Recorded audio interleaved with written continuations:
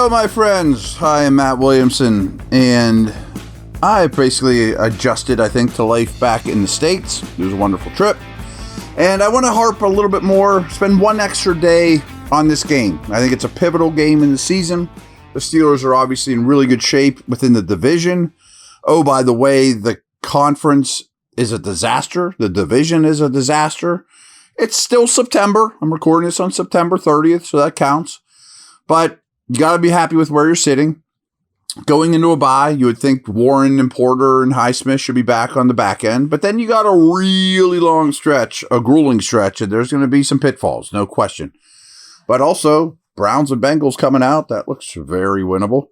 So I don't know how you can't be optimistic about the Steelers situation. But there's more I want to talk about with this game.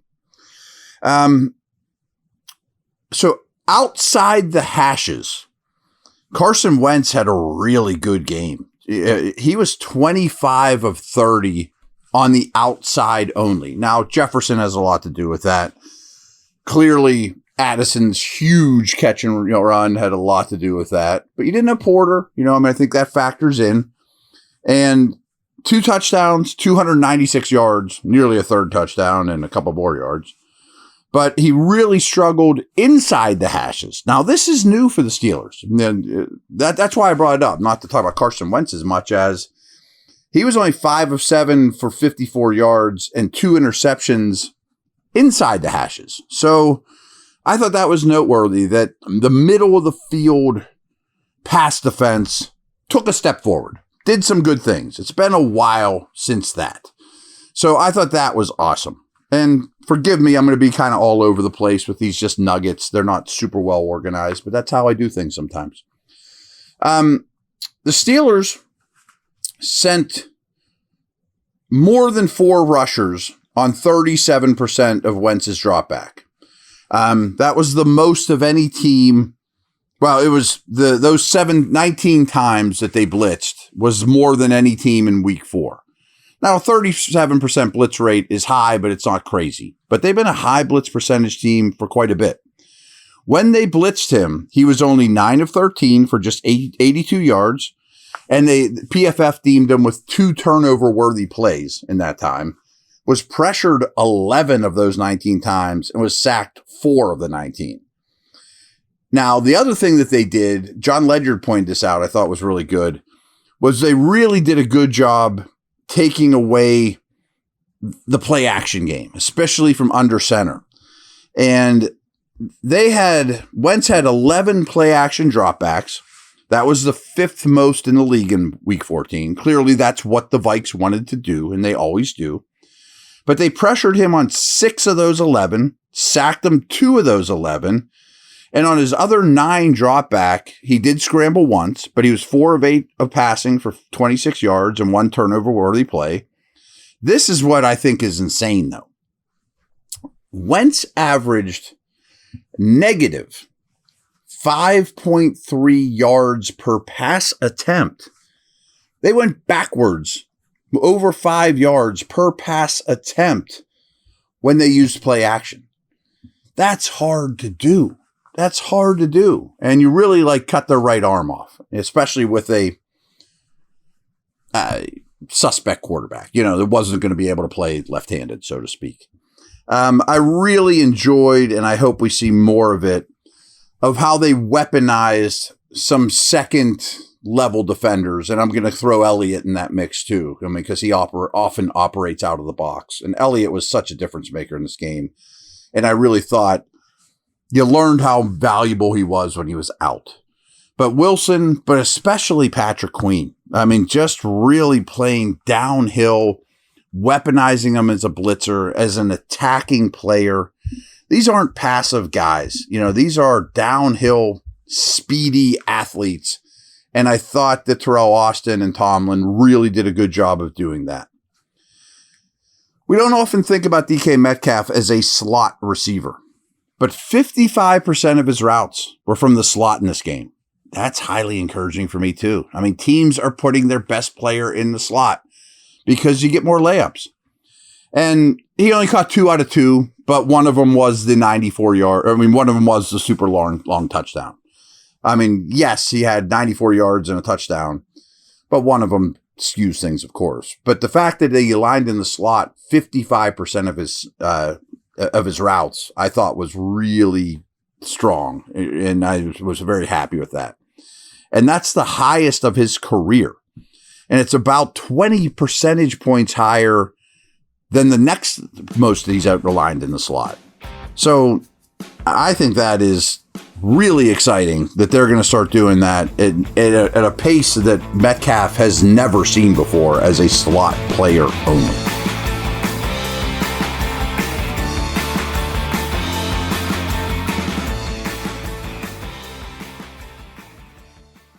Football season's finally here. Time to check out the latest odds, futures, and win totals on the FanDuel Sportsbook. Think the Steelers are headed to the Super Bowl? Lock in your bets today.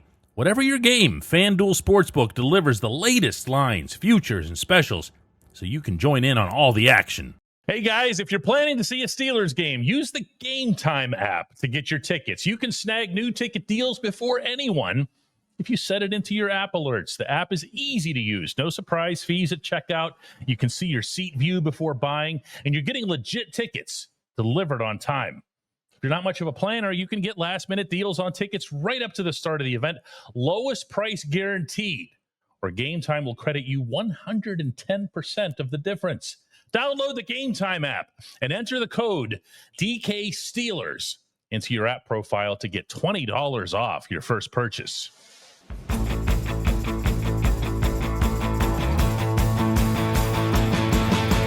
Getting back to little receiver talk, and I promise I will bring this up later in the week. It's more of we're going to have to monitor Calvin Austin's health for one thing. And it wasn't obvious probably watching on TV, but Scotty Miller basically became the every down wide receiver when Austin went out. Now, this is a conversation for the next 8 to 10 days or whatever. But will that be Wilson if Austin's out? Will Miller just get the bump? Will it be a combination of both, mixing in Skoranek? I can understand all those things. I just don't know. But I also think it's an interesting time to consider trading for a wide receiver. If Austin's going to miss extended time, this is a bye week. You could acclimate that guy. There are teams like the Raiders and Saints, hint, hint, that season looks pretty shot. Maybe you could get them to sell more than you would have a month ago. So we are going to explore that option. I think you have to note that the Steelers are +7 in turnover differential. And +7, that's the formula, folks. And in this game, unlike the last one and unlike recent history, there was only three and outs by the entire defense in this game. Or entire offense, I'm sorry. I typed that in wrong. And I'm going to get to some success rate stuff that you'll like here in a bit too. But give me a minute. But only three and outs by the offense. You'll take it. I mean, was that the Vikings' best day on defense? No, but that is a really good defense. A really good defense. We know what Kenneth Gainwell did. 19 carries, 99 yards, 2 touchdowns. But that was a career high in carries, rushing yards, rushing TV touchdowns, and scrimmage yards for Gainwell. And his 134 scrimmage yards are tied for most by a Steelers player in a game over the last 2 seasons. Over the last 2 seasons, that's the most by any player from scrimmage, tied for. Pretty awesome. Now, I don't think he's going to be a full-time player again, but maybe he's more committee with Warren than he was before this game. So the offense, the run game ended up with a 0.17 EPA per play. That's 93rd percentile. But more importantly, I'm going to get back to that in a minute, but 1.3 yards before contact per rush. It's a lot better than it's been. It's been around like 0.1, 0.2, and you're up to 1.3 in this game before contact. And 3.2 yards after contact. Quite good. You'll take that all day long. 4 explosive runs of 10 plus yards. Take that as well.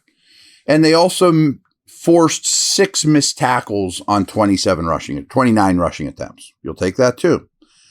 Now, I understand it was a short, controlled passing game, to say the least. But this was Rodgers' highest completion percentage since 2020 in one game. 162 of Rodgers' 200 passing yards came after the catch. I haven't seen it yet, but I bet the Steelers are still the highest team in the league in yards after catch. As much of a big-time game as this was by Metcalf, he still hasn't hit a 25% target share in any of these games and still only has 9 targets over the last 2 games combined. So he's doing great things, but I don't know that all of a sudden it's like Metcalf. I mean, I definitely don't think it is. Maybe we should see more. Would an Austin injury maybe bring that on? I don't know. I would definitely like to see more deep shots. Not that they needed them necessarily in this game, but the Metcalf usage I just thought was worth bringing up. So we talked about yesterday the tight end usage. Washington ran 16 routes, which doesn't seem like a ton, and it's not. I mean, for a tight end to play as much as him, that's, to be expected. But when contrasted with the 18 routes that Freiermuth and Jonnu ran combined, I think that's pretty telling. I mean, like, he's running as many routes in this game as they did combined.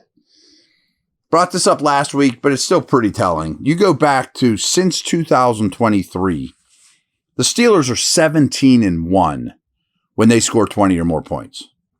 6-14 when they score 20 or fewer. But getting to 20 is not all that tough in today's modern day NFL. And if you get to 20, you're 17-1. Whew. I think you probably know this, and we talked about how their turnover differential is awesome, but they now have multiple takeaways in 3 of the 4 games, and the one that they didn't, they had 1 takeaway in week 1 against the Jets. So they've had a takeaway in every game and multiple in 3 out of 4. So this is interesting to me too. Through the first 3 quarters, the Vikings had 6 points and 180 total yards. In the first 3 quarters, they averaged 3.6 yards per play, had 2 giveaways, and allowed 6 sacks. But in the fourth quarter, and I wonder if there was some fatigue here by the defense. They were on the field a lot. The overseas thing takes a toll on you, trust me. But in the fourth quarter, they allowed 15 points, had allowed 192 total yards. A lot of that skewed by 1 Addison play, but still, 8.9 yards per play. Vikes had 0 giveaways, 0 sacks allowed. Now, I do think fatigue was an issue, but that's how this game works. And Wentz, he threw for 168 yards in quarters 1 through 3, 0 touchdowns, 2 interceptions, 55.8 passer rating.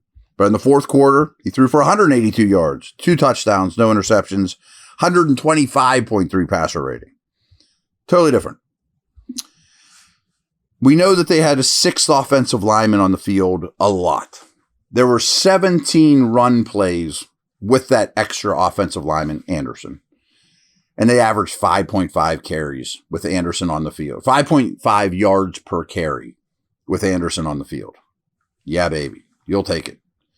As usual, after watching a second time, there's some guys I like to point out that maybe played better than I thought on first blush. I already mentioned Elliott. He was phenomenal. I mean, I was on a Steelers show today, and we were calling him a glue guy, but that doesn't give him enough credence to really what he provides. I mean, he is a very much a plus player in addition to the above-the-shoulder stuff, but he is a reckless, plays with abandon. I mean, a tough guy, downhill, tone setter. But I saw some of the depth guys, Holcomb, Sawyer, who I'm tough on, and Pierre all exceeded my expectations after first blush as well and had good games. Some real nerdy stats here to finish us up. EPA per play. The Steelers ended up on the day in the 80th percentile amongst the entire league. The Vikings were a negative, barely, EPA per play. But this is what I really like. Steelers' offensive success rate, and I've explained what success rate it is. On 59% of their plays on offense were deemed successful. That's in the 99th percentile of the NFL in week 4.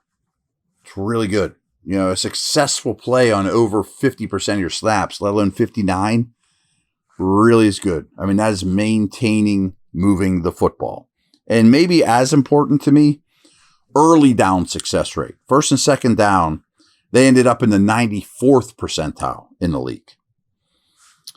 Their EPA per rush was 0.17 as opposed to negative 0.02 for Minnesota. Big discrepancy.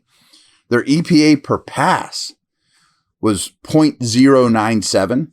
So this breaks it down to the play, where the Vikings were negative 0.0004. So they were basically even, but slightly below, where the Steelers were basically 0.1 over the median.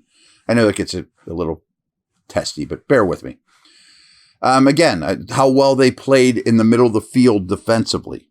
They were in the 95th percentile defending the middle of the field in the passing game. It's awesome.